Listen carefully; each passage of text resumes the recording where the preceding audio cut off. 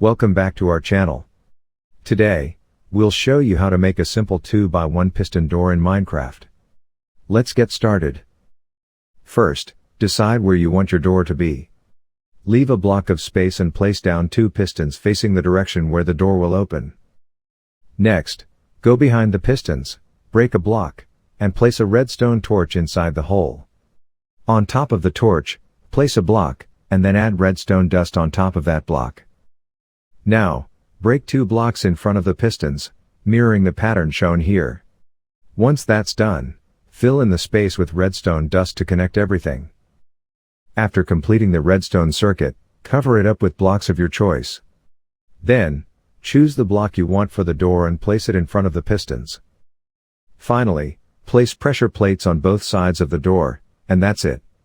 Your 2x1 piston door is now fully functional. Step on the pressure plates to see it in action.